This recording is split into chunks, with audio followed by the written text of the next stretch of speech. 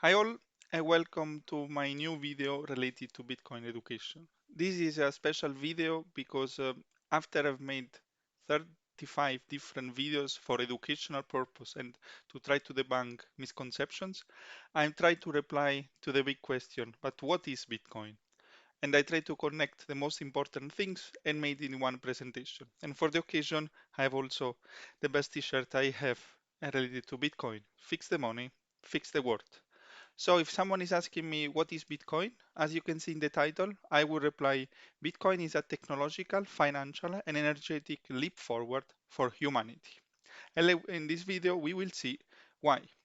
As always, disclaimer, this presentation is for educational purpose only. It is not a financial advice. For this presentation, I use materials from 5 different books. The Bitcoin Standard, the Fiat Standard, the Seven Property. This is mostly for the monetary proposition. Then the basic of block Bitcoins and blockchain's basics to discuss about the technological part behind Bitcoin. And then I use several articles in order to discuss about also the technological part, but also the energetic part, why Bitcoin is a breakthrough in the energy industry. Okay, let's start. So Bitcoin, as I said, is a technological, financial, and energetic financial leap forward for humanity. Why? Because there are three breakthroughs in once. Firstly, monetary proposition.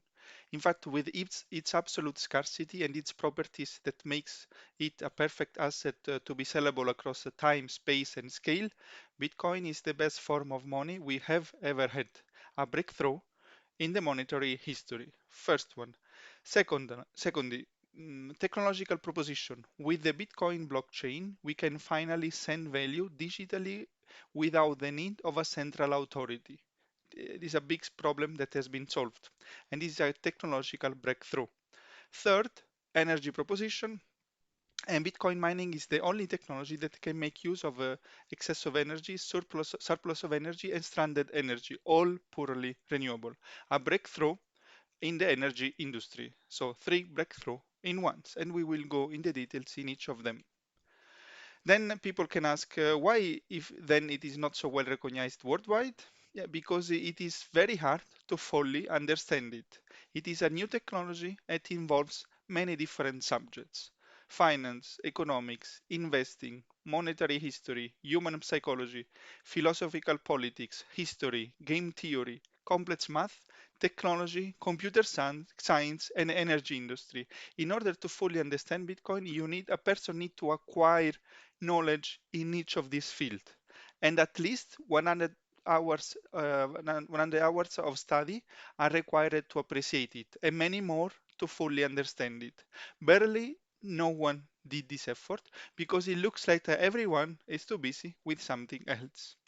And when you are not doing your homework, that in case is a big homework, at least 100 hours of study, the average person is stuck with the misleading statements in the common narrative. Many people are saying that they are skeptical because it has not intrinsic value, because it's too volatile, it's too risky, they cannot touch, it's too late to buy it can be replaced another coin, or it can be banned by the government, it can be hacked, it consumes too much energy, it's bad for the environment, and it has a very short history. So they say all the reasons that are or not true or not relevant for the Bitcoin monetary and technological proposition.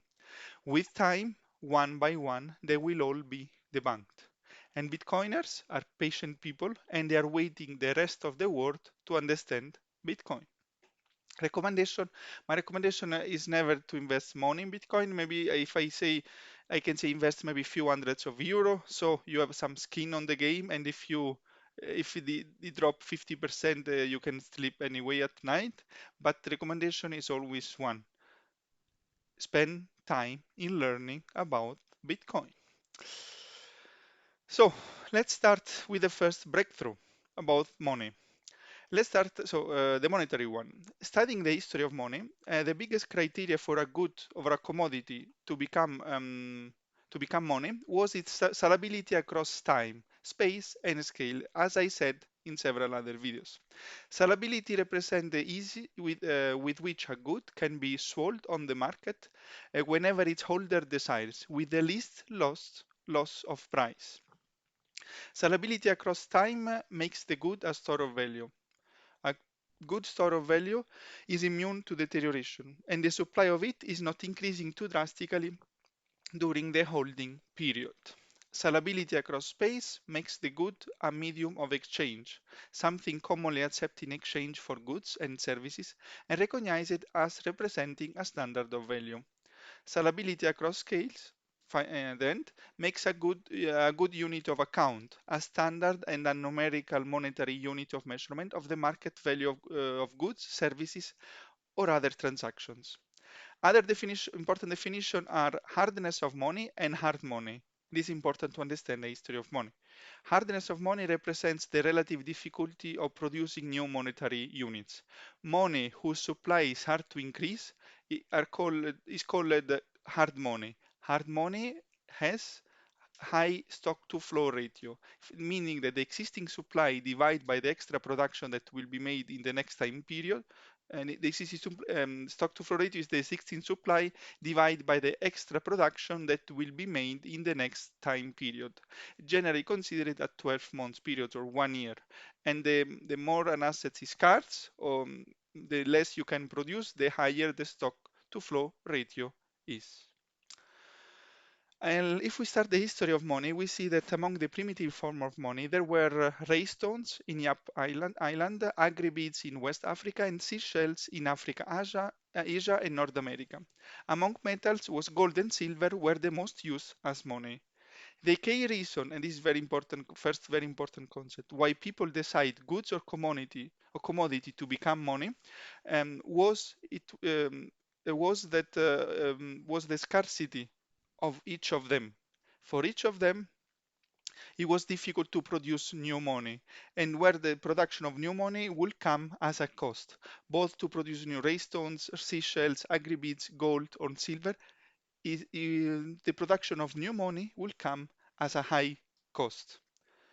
And gold, among all, gold was the scarcest, with a stock to flow ratio at around 60, meaning that the supply of gold was 60 times higher than the new inflow of gold in a given year.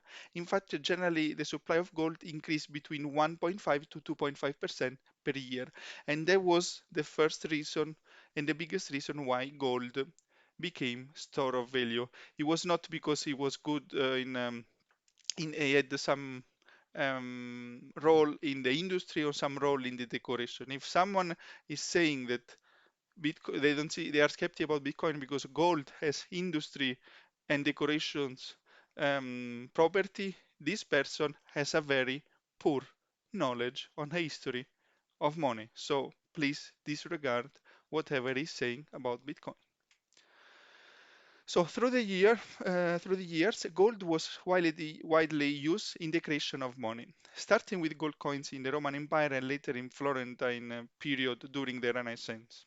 Later on, paper money were created, so that they were created because they were portable and divisible, and much more portable and more divisible than gold because gold was difficult to move around space and also to divide. And so far, the paper money were backed by gold, so they keep the scarcity and increase in divisibility and portability. They were a good form of money. And this also another very important concept. During this time, the term being backed by referred to money backed by gold. In fact, we had paper money backed by gold because paper money are not scarce in principle. You can print as much as you want. And now many people confuse this with money should be backed by a government, a statement that is not true and show again a poor education of people who say that in terms of history of money. Again here, if a person is say behind the euro there is the European Central Bank, and behind the dollars there is the government. So they are backed by there is the Fed, and so they are backed by the the central bank, while I don't trust Bitcoin because Bitcoin is not backed by anything. These people have a very poor knowledge on the history of money. Again, I recommend to disregard any statement they are doing about Bitcoin because you cannot understand Bitcoin if you don't know the history of money. The best period of the gold standard was between 1870 and 1914, when most of the countries were having currency backed by gold. That's why it's called the gold standard. With the start of the First War, countries went out from it in order to finance the war not only with the current treasury, but with the wealth of the population, causing a huge inflation during and after the war. And the gold standard ended in 1971 under the presidency of Nixon in US. And money became fiat money, money that could be printed by a central authority as the Fed, like the Fed, with no correlation with the amount of gold stored. So money lost the property of scarcity. And what happened? From that time, the world experienced a disconnection between productivity and compensation. If you see in this slide and on the left, you see productivity went up, keep going up, but compensation didn't follow productivity. And on the side, you see how much the evaluation of the dollars. Fun fact, the money, to be money, first there should be store of value. The Fed was created in 1913 and the dollar lost 96% since the creation of Fed. So I would say a very good job in keeping the store of value of the dollar. And you can see also the 1970s versus 2017 cost of living. You see that average income, it went up 6 times, 7 times, while the new house went up 15 times. The new car also 10 times. Everything went up more than the average income. And this was a gift by going out from the gold standard because increasing money supply, you devaluate the currency, and we will see it later on. So what is Bitcoin? Bitcoin represents the first truly digital solution to the problem of money in terms of scalability, soundness, and sovereignty. It is highly stable across space, scale, and time, and it has operated without any failure since 2009, since the 3rd of January 2009. And there are two categories in general of payments: cash payments carried out in person between two parties, and intermediate payments, which require a trusted third party. This is still Bitcoin. Till when Bitcoin was created, there were only two categories: or cash payment or intermediate payments, which require a trust party.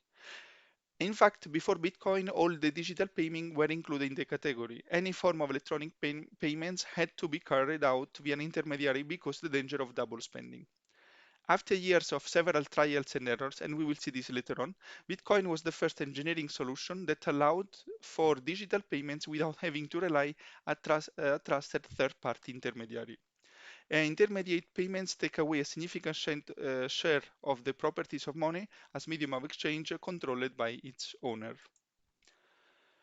Let's go on with supply value and transaction. In fact, which is the peculiarity of Bitcoin? Money supply growth is determined by a programmed function adopted by all members of the network. At the moment, more than 90% of the 21 million bitcoins have already been mined, and scarcity is likely increasing every day and doubling every 4 years.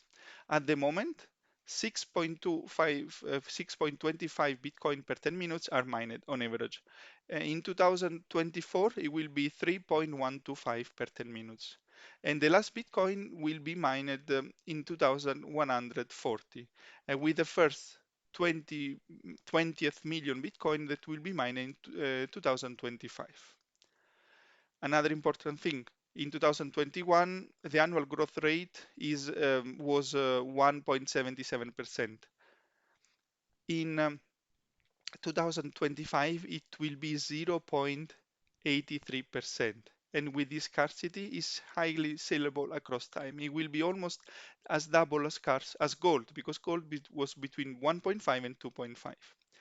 Its digital nature make it easy to safely send worldwide, making sellable across space in a way we have never seen with other form of money. So store of value, medium of exchange, and on top, with its divisibility in 100 million satoshis, make it sellable in scale. It's also very much more sellable than anything else because you can divide one Bitcoin in 100 million satoshi. Make it further, Bitcoin elimination of intermediary control and near impossibility of any authority debasing or confiscating it as well, it renders it free from the main drawbacks of government money. Another important topic about the high volatility. Being new and only beginning to spread, Bitcoin prices have fluctuated widely as demand fluctuates. When demand increases, the supply cannot increase more than it is programmed. Therefore, the prices increase. Volatility is higher at the early stage. As the market size grows, the volatility declines. As long as Bitcoin continues to grow in adoption, its appreciation attracts more adopters to it, leading to further appreciation, making this drop in volatility further away. As long as Bitcoin is growing, its token price will behave like that of a stock of a startup, achieving very fast growth. So it's very volatile. Also, Amazon, Apple, they were volatile at the beginning. Should Bitcoin's growth stop and stabilize, it will stop attracting high risk investment flows and become just a normal monetary asset expected to appreciate slightly every year. And on top of this, many people are saying, oh, I don't trust Bitcoin because it's too volatile and it will never be used as a medium of exchange. I did a video to debunk this statement because it's a very short-term thinking. For sure now it's volatile, but the first step, you need to reach store of value. When you reach store of value, maybe a 500 in one, the price of one Bitcoin will be 500,000, then it will be a more reliable medium of exchange. Again, here, if a person is saying and it's too volatile to be a medium of exchange, this person didn't understand Bitcoin. So the real scarcity, and this is also important regarding back to the topic store of value. The real scarcity is not the limited amount of resources, but the amount of human time that is directed towards producing it, as it is that is the only real scarce source. There is also a huge amount of gold or silver in the world, but it takes a lot of time and is very complex to produce. That's why we are not producing that much. In all human history, we have never run out of any single material or resource, and the price is virtually lower today than it was in the past due to our technological advance. So our technology advance, so it will be easier to have to get or to mine more gold or to mine more silver or to produce any other good. In fact, the more we advance with technology, the more we can produce every material or metal. We have always increased the supply of the material we need. This was valid till the creation of Bitcoin. This is valid since when we were human history, human being, and let's say since Homo sapiens, 300,000 hundreds of thousand years ago, till 2009, from the 3rd of January 2009, because the eternal dilemma humans face with the time concern how to store the value they produce, their time it was has been like resolved by Bitcoin, because the eternal dilemma human face with their time concern how to store the value they produce with their time through the future. The problem is that whatever humans choose as store of value, its value would rise. And because more of the object can always be made, others will produce more of the object to acquire the value stored in it. And that's why gold was good. In fact, the only gold come too close to solving this problem, thanks to its chemistry making it impossible for anyone to inflate its supply, or very difficult. And this resulted in one of the most glorious eras of human history. At the end, money is how we store our time. We spend time to gain something, how we store this time. And but the move towards government control of gold soon limited its monetary role by replacing it with government issue money. With Bitcoin, in the first time of human history, humanity has recourse to a commodity whose supply is strictly limited. No matter how many people use the network or how much its value rises and how advanced the equipment used to produce it, there can only ever be 21 million Bitcoin in existence. And this is thanks to the blockchain, where we discuss a bit later, because blockchain is the magic technology that created the absolute scarcity. Something new, something revolutionary, and it will change the world as we knew it. Should and they also why many people are saying I keep investing Bitcoin, because should more people demand to hold Bitcoin, the only way to meet demand is through appreciation of existing supply. Because with other commodity, you can also increase the supply to bring the price down. But the supply of Bitcoin is programmed. There will not be more supply than the programmed. So the only way to accommodate the increase of demand, it will be an appreciation of existing supply, meaning an increase of price. Having it divisible by 1 million satoshis, there is plenty of room for the growth of Bitcoin through the ever smaller units of as its value appreciate. Bitcoin immutable monetary supply makes it the best medium to store the value produced from the limited human time, making arguably the best store of value humanity has ever invented. Bitcoin stock to flow ratio is decreasing year over year, and it will overtake the one from gold. And by 2025, as I said, it will be around double of gold and continue to increase quickly into the future, while the one from gold will stay the same. As said before, around 2140, there will not any more supply of Bitcoin, and the stock to flow becomes infinite. The first time any commodity or good has achieved this. Bitcoin allows humans to transport value digitally without any dependence on the physical world, which allows large transfers of sum across the world to be completed in minutes. And will be a medium. That's also making a great medium of exchange. Global unit of account. It is an if Bitcoin will become a unit of account. It's an open question because Bitcoin because absolutely have a long-term view whether Bitcoin could reach it. Potentially it can be because it can play up the role of a global unit account for trade and economic activity. For this to happen, Bitcoin will need to be adopted by an extremely large number of people in the world, most likely indirectly through its use as a reserve currency. After being recognized as store of value with consequent sensible price increase and relative stability, Bitcoin will be superior to using national currency for global settlements, because national currencies fluctuate in value based on each nation's and government condition. And their widespread adoption as a global reserve currency result in an exorbitant privilege to the issuing nation. That's why Bitcoin will be also superior at a um, unit of account. So this is an open question, but it has all, if Bitcoin will become a unit of account worldwide, means that we will not think in euro in dollars, but in satoshis, but Bitcoin has all the potentiality. Let's now move with Bitcoin monetary property. This is from what I said before. It was mostly from the book, the Bitcoin Standard, and now we go to the book, the seven property. For monetary perspective, you see also here that is the best form of money we have ever read. We see the first two properties are reflecting store of value, scarcity and durability. Acceptability and portability are reflecting medium of exchange. Then divisibility and fungibility are representing unit of account, and then we have immutability. And you can see that apart of acceptability, Bitcoin is by far the best form of money we have ever had. And the only reason why acceptability is lower than others is because gold is recognized as gold since thousands of years and paper money since hundreds of years. Bitcoin is 13 years old, so it needs more time to be widely accepted. Now, after we discuss the monetary properties, let's discuss about sometime in the economic theory behind it. This is a very complex topic, very counterintuitive. I will explain later. I will give you just the basic of this.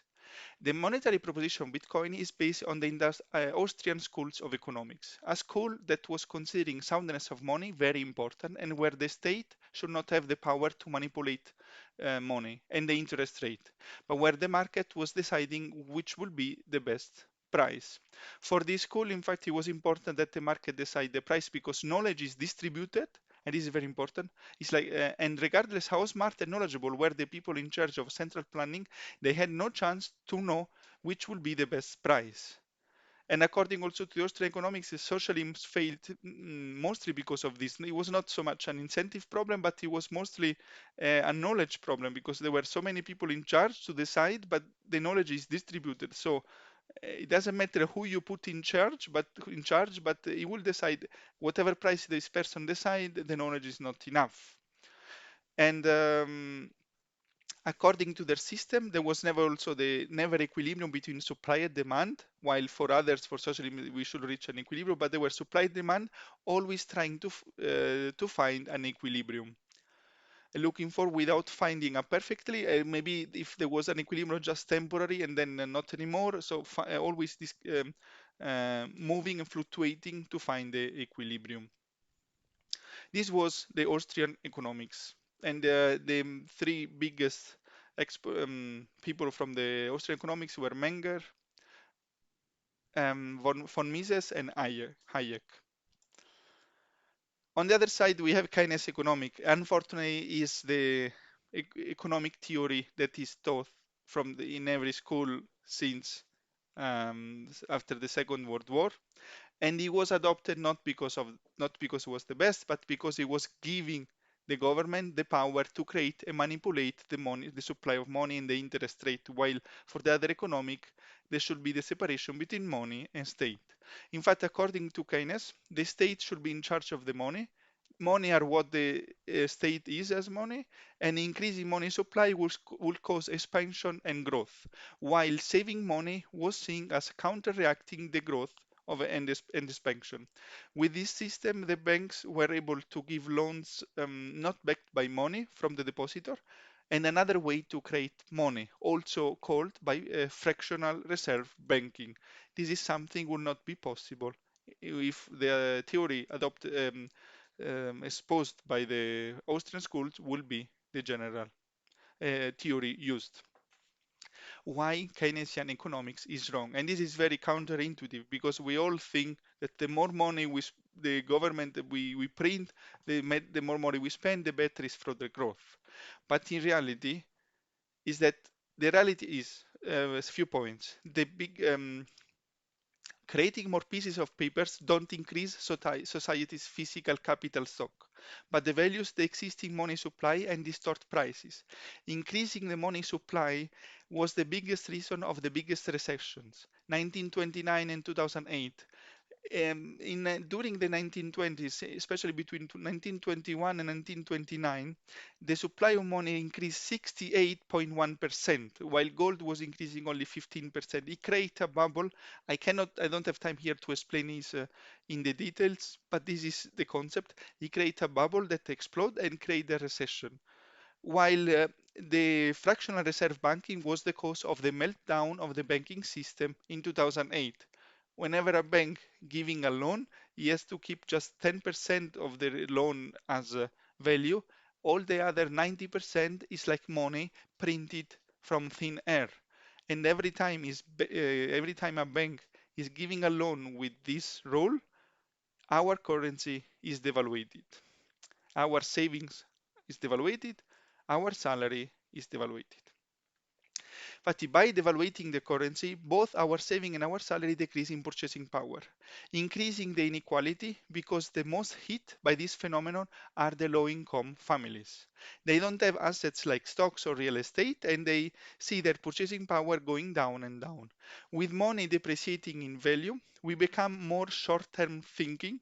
This is also, we have high time preference. I will introduce this later. And with last but not least, with central banks likely to be bailout, banks take excessive risk in their investments, and this can cause also crashes because the banks knows that whatever they do, there will be a central bank who will likely bail out them. A world with Bitcoin as money, as I said, is very counterintuitive. It's very hard to understand. I read the book, the Bitcoin Standard, especially during about these theories, 3 times, and the third also it was to make a different presentation, and also this presentation. I recommend you to to read at least once, better twice, because it's very hard. And I know it's interesting, but it's not hard. It's complex. And second, it's very counterintuitive. So it takes time for the brain to digest because it will be a different economic reality. And the Austrian economics till the war in 1930s, it was a very respected school and also very important. But then when the governments decided for the Keynes theory, then it became less important. But as I said, it didn't become Keynes the right one because it was the best one, but it was because it was giving the power to the government to create money. We will we will with Bitcoin we will have the best form of money with programmed scarcity and fixed supply. As the Austrians say, limited supply with money appreciating in value. Money should appreciate in value. And so the price of goods should go down year over year because we become more productive, and people focusing in savings and lowering the trying preference, triggering long-term thinking and the flourishing of the society. In fact, the time preference is the ratio with which the individual value the present compared to the future. Is always positive because if you say you want 100 euro now or in 2 years, you will say always now. But lower time preference is the essence of investing with the humans, delaying immediate gratification and investing time and resources in production of goods, which will make the production more advanced and allow the society to flourish. For example, people decide to study at university and to delay having a salary in order to have a better future and to earn more in the future. And the Bitcoin monetary proposition and the difference between Keynes theory and Austria School of Economics is very complex, and several hours of study are required to understand it at a good level. As I said, I recommend to read the Bitcoin Standard and the Fiat Standard, and the Bitcoin Standard more times. If you want to know more, this is with this we finish the part for the monetary because we need to see also the technological and the energetic part. But if you want to know more on top of the books, you can also watch my 6 videos. There are 4 lectures. The first 2 lectures are 2 different videos, and you can look and then you will have more details. Maybe you can watch firstly the video and then read the book. As said, it's very hard and counterintuitive. If you think, no, at the beginning people can think, oh, it cannot be this, it's very strange, I cannot grasp it. You need to study and spend hours if you want to stand a chance to understand it. With that, we finished the first part, and also the first of the 3 proposition. It was the longest one because it was the most important, also the most important. So I will make a short break.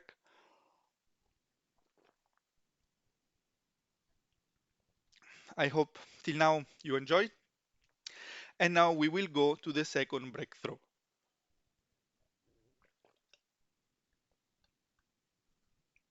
Okay, so we start with actually the blockchain, the technological breakthrough. First important concept. Contrary to popular belief, Bitcoin didn't come out from nowhere. And this is also another thing. Some people say yes, but it came out from nowhere and no one knew anything and now become Bitcoin. How can it be the new form of money?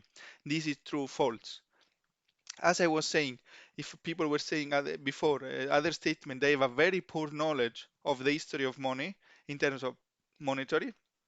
If someone is saying Bitcoin came out from nowhere, this person has a very poor knowledge on the history of digital money. This is a more technical thing.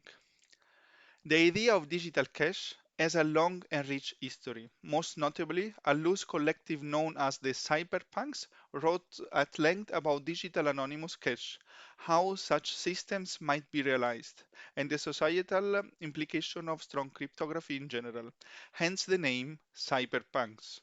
While Bitcoin is a breakthrough in many ways, all the technical parts that make it work did exist already. We had already public cryptography, peer-to-peer networks, digital signatures, cryptographic hash functions, cryptographic timestamps, hash chains, proof of work. Each of them was already existing. Satoshi, in fact, did not invent any clever new algorithm or cryptographic primitive. Instead, he found a way to combine existing technology in an ingenious way, using economic incentive and game theory to bootstrap and secure the system. In fact, the heart of cryptography is way more ancient than that, also 50 years, dating back as far as 1900 BC. And Satoshi was able to build, um, while while 50 years may be a long time, the art of cryptography in 19, it's hard to say what the most important building blocks were, but the most fundamental ones are probably digital signature in 1976 and public key cryptography in 1978.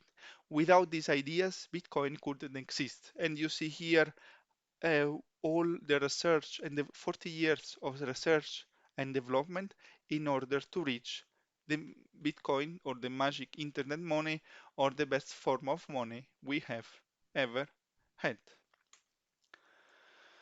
Various digital cash systems have been developed before Bitcoin. All of them fail eventually, and for similar reason. Mostly was because of central authority and the problem of the inflation of creating new money. And there are six that were very interesting before Bitcoin. I also made a video called a video on that, and the history of digital money. And there are eCash by David Chaum, 1992, eGold by Douglas Jackson and Barry Downey, 1996, Hashcash by Adam Beck, 1997, BitGold by Nick Szabo, 1998, B-Money by Wei Dai, 1998, and Reusable Proofs of Work by Hal Finney in 2004. Making a resume, Satoshi was standing on the shoulders of giants who have built several different technologies previous to him. He combined all of them. He had the difficulty adjustment, and the result to have magic intermoney, the best form of money with the humanity has ever had, as I already said. So this is to debunk the statement that Bitcoin is coming from nowhere. No, is a real big story, a history before on digital money, which is the technological problem that Bitcoin is trying to solve. In fact, as I said a bit in the monetary part, till 2008, there were only two ways to transfer value. Physically, transfer of tokens, for example, cash or gold. I give you gold or cash. And digitally, using a third party, like updating a ledger, example, credit card on PayPal. And when you send money digitally, in reality, nothing is sent. It's just a ledger and that is changing how much money every person has. So it's not you are not sending anything, but the bank is just updating a ledger. Bitcoin breakthrough from technological perspective is that it allows to transfer money digitally without the need of a third party to handle and order the transaction. Bitcoin solves the double spending problem. It prevents that without a third party money can be double spent, problem also called as the Byzantine generals problem. In fact, is a Byzantine generals problem a special condition of a computer system where the system actors must agree on a certain strategy. But some of these articles are unreliable. For example, if there are during a siege, many Byzantine generals, they must agree on a particular time, but how they can agree and be sure that everyone got the message and agree in a particular time? And Bitcoin solved this problem. In fact, the goal of Bitcoin is moving to a decentralized world, what banks on PayPal are doing to update their ledgers once payments are made. And the biggest problem is to create time in a decentralized world. I did also a video on the time in the decentralized world from Dergigi, from an article from Dergigi, and it's also very fascinating. And he explained also how much Satoshi was a genius. And the technology, blockchain is the technology used to reach that goal, avoiding the double spending issue. Because how you can be sure that everyone, all the transactions are on order if there is not a central authority. So till Bitcoin, there was this problem. Bitcoin solved this problem. How he solved? He solved this with 11 steps to reach a perfect decentralized system. And this, I will just go to the basis and just name the technology. There are these two books, Basic of Blockchain and the other Blockchain Basics. I showed in the second slide. So I also did another video I will show you later where I discuss more about how the blockchain it works. If you are more interested, I hope you are. You can watch this video. In this, we say that in this video, we'll just say that Satoshi was able to create a perfect decentralized world. He used digital public keys as account numbers. The first, if you imagine if you're a bank, you need account numbers, and you use public keys as account numbers for permission. Then the transaction need to be authenticated, and he used digital signature that they were existing since more than 40 years. To have a single central bookkeeper, he replicate how a book is written, how information in books are stored. For the transaction ordering, he created blocks. Who can create blocks and how often? He create the proof of work. This is the proof of work is also was already existing, but he used this in Bitcoin. How incentivize the block creators? With a transactions free fees. But if in case the transaction are too low, then he give also as incentive block rewards. And these incentives also was is something new, at least in this way. He use game theory and incentivize to create a perfect decentralized world. And he also what he really introduced was the difficulty adjustment, because in other form of money there were the people were saying, yeah, we create a function, but technology will go, we are advanced through here, so it will be easier and easier to create new money. But with the difficulty adjustment is the tool that every 2 weeks is adjusting the difficulty in order that the time remain between blocks remain 10 minutes. And how we order in the block, you create the blockchain. In case there is a block, there are clashes. In order to reach consensus, there is the rule, longest chain rule. And to make sure that the money are not double spent, the recommendation is to wait 6 blocks, at least for bigger transaction. Altogether is an authentic technological breakthrough in the history of mankind. I strongly if you're interested in to know Bitcoin, you need to know at least the basic of blockchain. Also, I don't know blockchain from programmer perspective because I didn't study computer science, but I know from technological perspective and how it works. I made a video about 1 hour related to the blockchain, and then a more philosophical video that is show you how the geniality of Satoshi is the time in a decentralized world. It's about, I think, 30 minutes. I strongly recommend to watch both of them in order to become more knowledgeable in blockchain. So still now what we did the first breakthrough, we discussed monetary, second breakthrough, blockchain, and third breakthrough is will be the energy consumption. And this is something is very new, and it is there is a big misconception in the world. I prefer to spend 10-15 minutes on this than on the details of blockchain, because it's very important that people understand that there is a big difference between how the average person is thinking and how the reality is. We'll just drink some water before.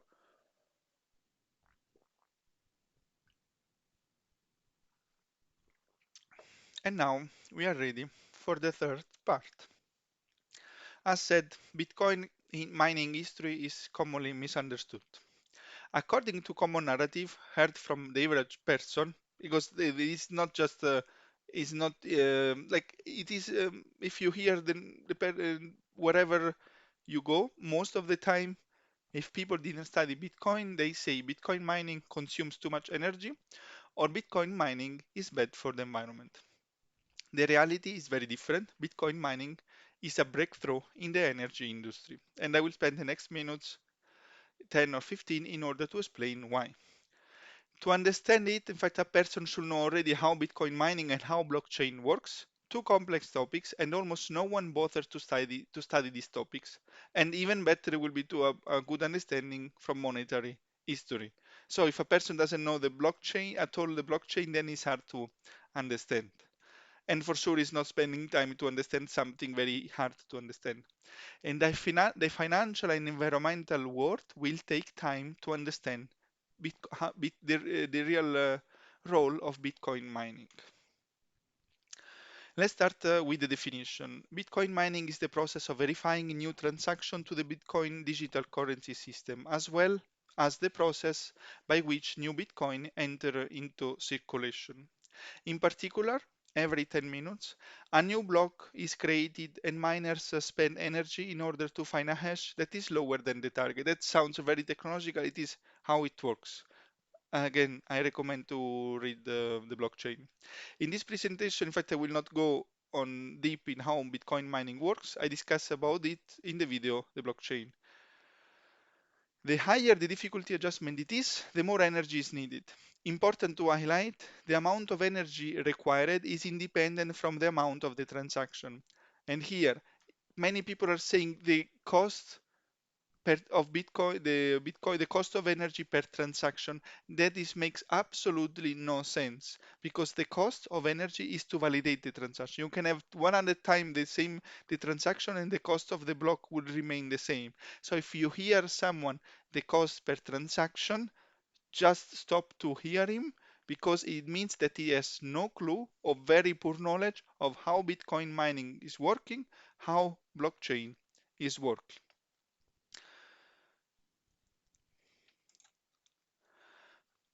Okay, let's start then with some information from the Bitcoin Mining Council Q1 2022, 50% of the total. First of all, in 2017, the World Economic Forum and another expert from another article of Science, they were saying that by 2020, Bitcoin would have used the total energy that the world was using. What happened in 2021? Bitcoin mining consumes 0.16% of the world energy production. They were saying in 2017 that if we was continuing as it was working and it continued, it would have consumed 100% of our energy. In reality, 0.16%. So even some experts had very poor knowledge on Bitcoin mining and on blockchain because otherwise they could not make such a huge mistake. It means that they really didn't get how Bitcoin mining is working. For emissions, global Bitcoin mining consumes 0.085% of the world's CO2 emissions, so less than 0.01%. Bitcoin mining is more sustainable than any country. It is at 58, 59%. These are data coming from the Bitcoin Mining Council, and there are companies that are responsible for 50% of the hash rate, so the total Bitcoin mining work, and they public every quarter and the result. And Michael Saylor is one of them and explaining the new numbers or the new value. In fact, the global Bitcoin mining energy consumption is much lower than any other industry. Year over year, in Q1 2022, at the end, so from the year before, electricity consumption decreased 25%. So we consume less energy than the year before. Hash rate increased by 23%. So it was more difficult to mine Bitcoin, but the energy decreased. And why? Because Bitcoin mining efficiency increased 63%.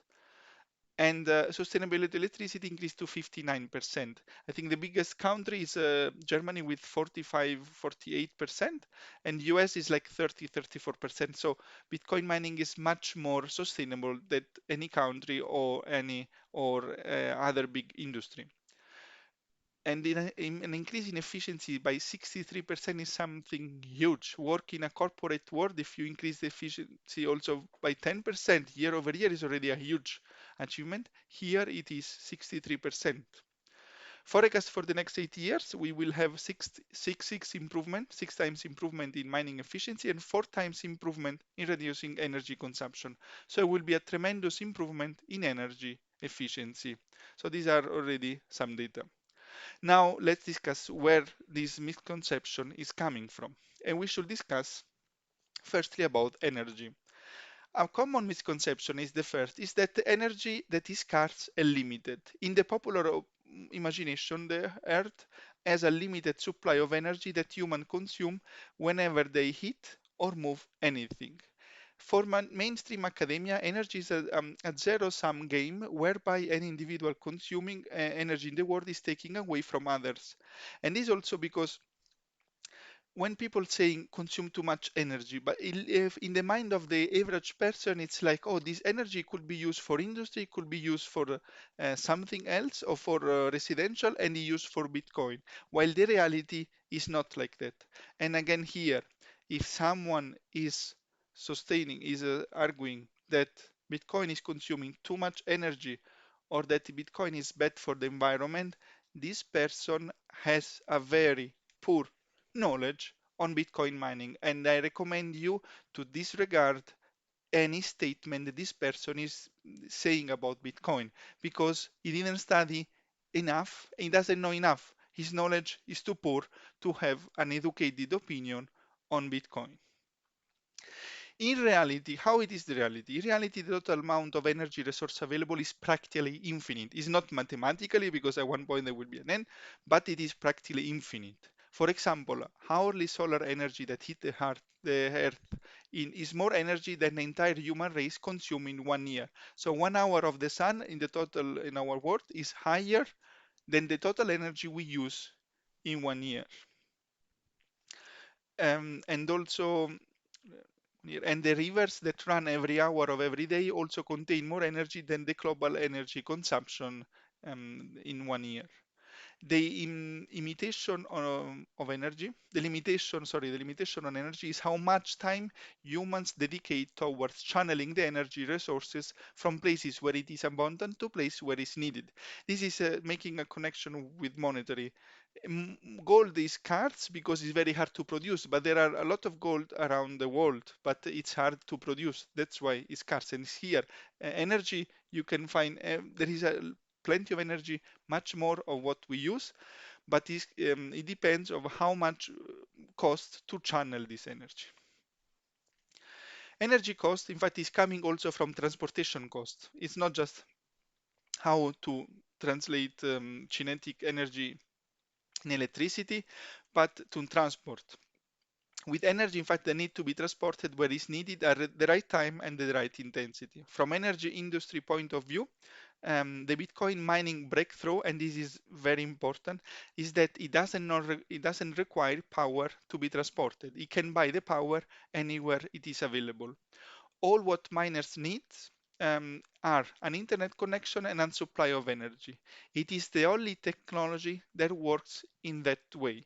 And the implication of this breakthrough are huge and are only beginning to be understood. In fact, Bitcoin mining is the only technology that can channel energy coming from stranded energy, excess of energy, and surplus of energy.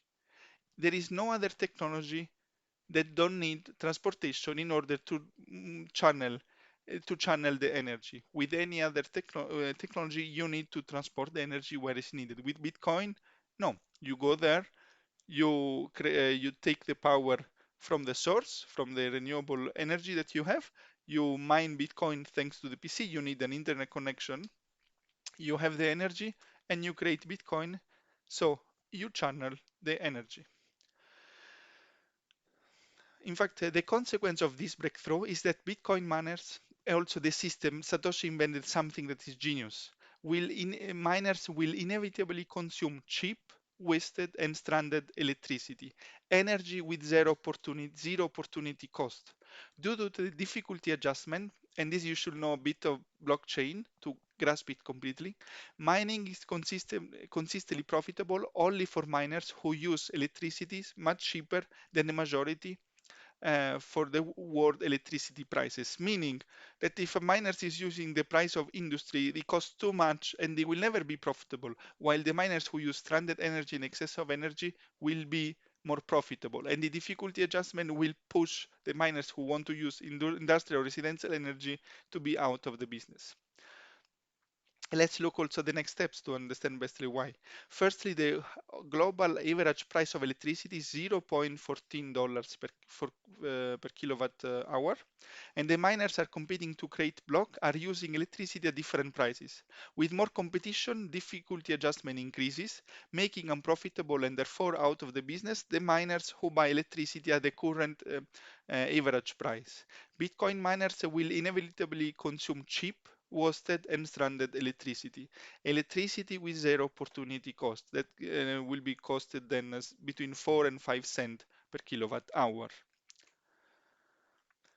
And now let's deep dive on cheap energy. We said excess of energy, excess capacity, existing energy asset with excess capacity or stranded energy. Now let's look in the first case. The first case is about existing energy asset with excess of capacity, like energy grids, upstream oil and gas, nuclear, seasonal energy source like hydro, and intermittent energy source like solar and wind. It is the only technology that can use excess of energy because Bitcoin of mining is a series of uncorrelated competition, each of them 10 minutes long. You can turn off and turn on Bitcoin because every 10 minutes there is a competition to mine a new block and to get the reward. At the moment, the reward is 6.25 Bitcoin. In fact, where Bitcoin mining uses energy from gas that otherwise will be flooded in the atmosphere, Bitcoin mining is also contributing to reduce for the CO2 emission. Very important is Bitcoin mining can balance out the fluctuating energy supply from renewable. Once connected to the grid, miners can balance out fluctuating energy supply. They are responsible consumers of energy, mining Bitcoin during the times of low demand and serving the grid during time of peak demand. If you have supply opportunity of 10, and during the peak demand it could be when in winter it's cold for eating you have more, or during the night when you need more energy because the people use more illumination, you have peak demand. But during the day or during the warm day you don't need, there is not so much demand. This demand can be used by Bitcoin miners to mine Bitcoin, and is using energy that otherwise we will not produce, so it's not stealing any energy from residential or industrial or from the world in general. This ensures other electricity customers do not suffer rolling blackouts. Utilities call this a controlled load resource, and miners are a fast responding large scale resource.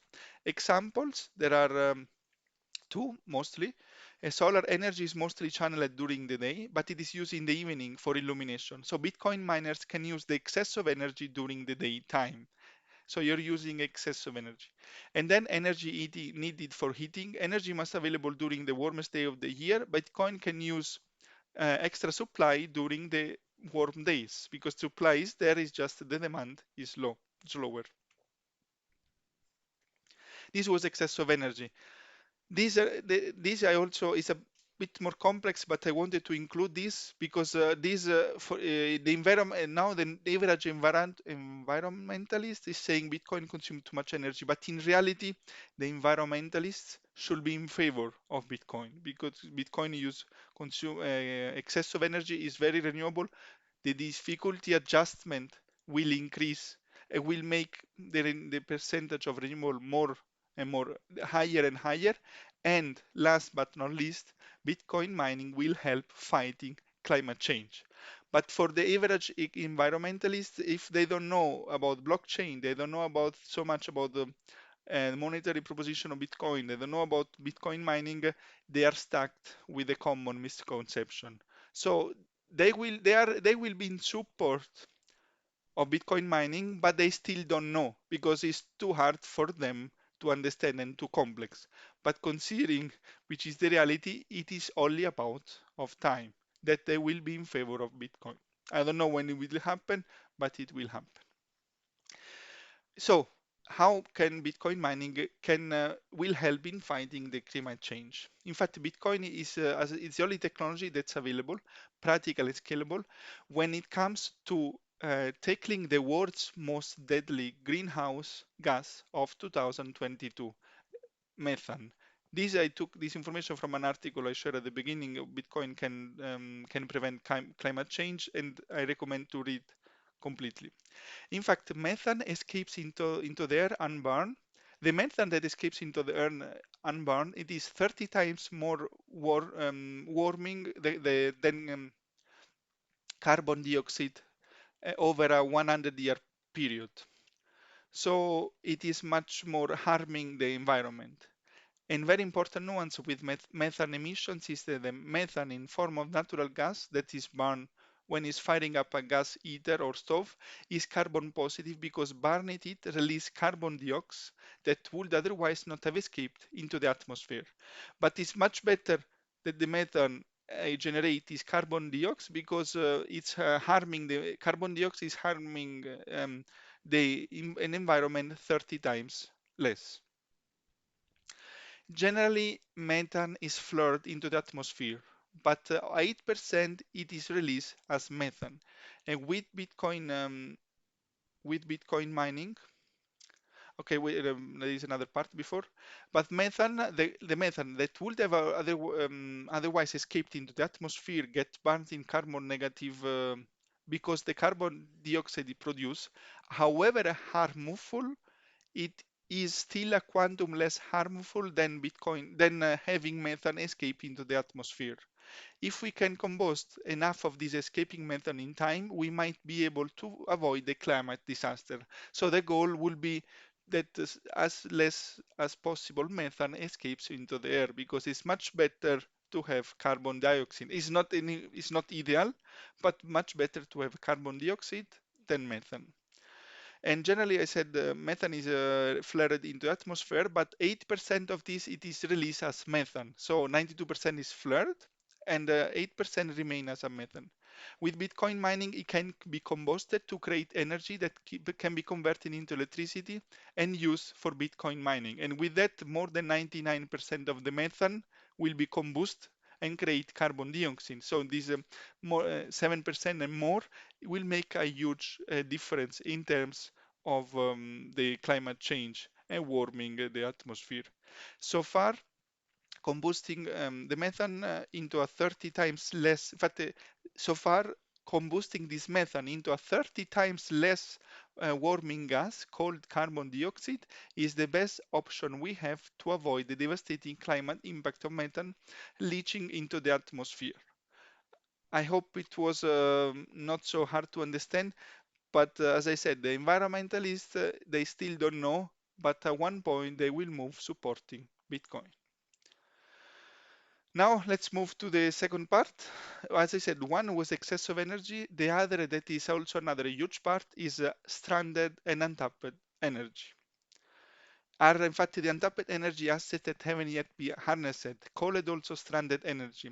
Examples are geothermal energy from volcanoes, mountainous with rivers, sunny regions and windy regions far away from any town. In fact, to be profitable, energy must be transported for maximum 500 kilometers. This is very important.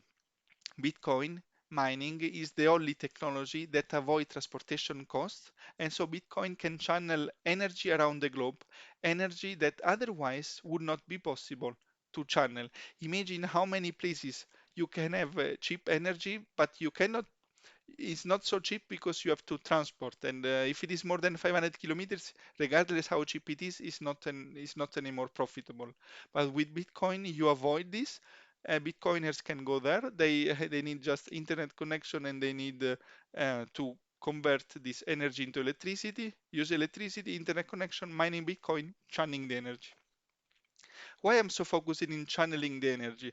And this is, we look also in the philosophical way because in this way, with excess of energy and with stranded energy, Bitcoin mining is adding energy to the total energy consumption. In fact, when people saying, "Oh, Bitcoin mining is consuming more energy than a small country," yes, it is true, but it's misleading because people think, "Oh, we can do so many other things with the Bitcoin mining energy."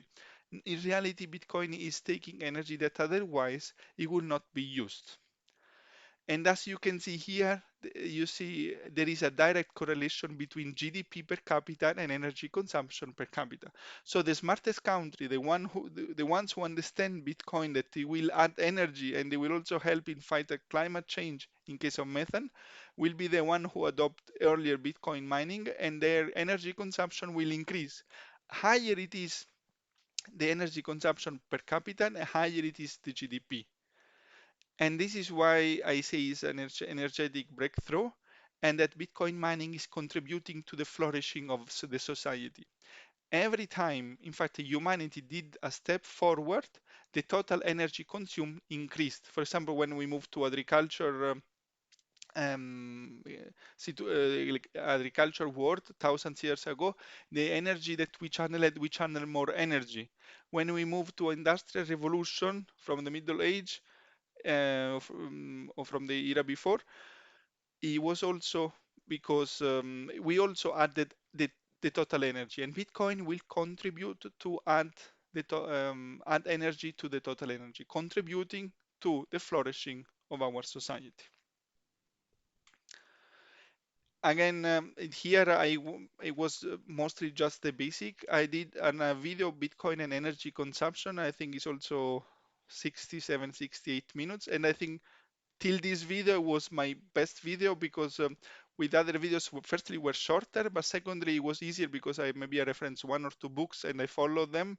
But with that, I need to use a lot of articles because there is not only one book related to Bitcoin mining and to energy consumption. So it was a lot of effort. And if you are interested, please watch this video. Let's now we saw the three breakthrough: monetary, technological, energetic. Now it's time to arrive at the conclusion. So firstly, Bitcoin, I hope what you understood from this video is that first, Bitcoin is the best form of money we have ever had. Second, Bitcoin will be the tool that will allow our society to flourish, a new renaissance. Blockchain is the magic tool that allows to solve the double spending problem. Most of the tools used in the blockchain were already available. Satoshi used them and added the difficulty adjustment, making the system working. Bitcoin mining will add energy to the total energy produced, enabling a further development of our society. And Bitcoin mining will help to fight climate change. As I said in the title, Bitcoin is a technological, financial, energetic leap forward for humanity. Bitcoiners, like me, are patiently waiting the rest of the world to understand Bitcoin. We understand that it's very complex, that people have so many things to do. It's very counterintuitive, especially the monetary. You need to spend a lot of hours in order to stand a chance to appreciate it. So we did our homework and we are just waiting that other people follow our path and they study Bitcoin because we know how the reality it is, because we spend much more time than many other people who are skeptical about Bitcoin. What is Bitcoin now? At this point, Bitcoin become already a digital collectible and is on this way to become store of value. Once it reaches it, then it will have the chance to become firstly medium of exchange and secondly unit of account. You see here generally the path of money. Then I will share my personal opinion. I think Bitcoin becoming store of value and world reserve currency is just a matter of when, not of if. The battle is there is not anymore like a battle. Is already won. Bitcoin is the best form of money and store of value. So it will become for sure store of value. It's just a matter of time. And how much time? It depends how much time the financial world needs to understand Bitcoin. But as we said, Bitcoin are patiently waiting, and because we know that it's very complex. It will become a medium, and also I believe that it will become a medium of exchange in the countries with high inflation and in countries with high remittances, because they, from becoming a medium of exchange, they have a much a big advantage. Then becoming a medium of exchange in the Western world is an open question because we have already good medium of exchange as with the credit card and so on with PayPal. But Bitcoin, it has all the potential that gold didn't have because gold was not portable and divisible. Bitcoin is better in being portable and divisible, so he has a good chance to become the global or medium of exchange also in the Western world. But I cannot say this, it will be 100% sure. And if it reaches the level of medium of exchange worldwide, then very likely will become a unit of account. and everyone in the world will not think anymore in euros, dollars, yuan, but in Satoshi. And I strongly believe that if it happens for our society, it will be a second renaissance. And this is why I believe really that it will make our world a better place, lowering our time preference. And this is why I'm always one of the reasons why I always discuss with pleasure about Bitcoin, because I strongly believe it will make the world a better place. So, and here we are almost at the end. So, as I said, understanding Bitcoin is a long journey. If you ask any person who is strongly believing in Bitcoin how much time, for sure they will say at least 100 hours and maybe of study and month. It's like you need to spend a lot of time. Firstly, you don't have to be skeptical, because if you have to be skeptical at the beginning, I mean dubious for sure, you want to get to know more information, but for what I understood, if you are skeptical at the beginning, then no, doesn't matter how much time a person is giving you information to try to convince you, it will be hard. So first, not being skeptical, no prejudice on Bitcoin, and start to study. And then you have to put a lot of hours in reading books, articles, videos. At one point, you will, let's say, get it, understand it, but it will not be in a short period of time. You will appreciate more and more, and the more you study, then you appreciate it will be more fascinating. It's like you need 100 hours at least of study in order to build an intellectual framework in your brain that would allow you to appreciate and understand Bitcoin. Without building this intellectual framework, and so without spending so many hours, in my opinion, a person doesn't stand a chance to understand Bitcoin. And I hope this video inspired you or contributed to inspire you to start this great and fascinating journey. I also believe that centuries from now, this decade will be called the decade of Bitcoin. Then thank you. And as I always say, Bitcoin will be the tool to fix the world, fix the money, and fix the world. See you in one of the next videos. Bye.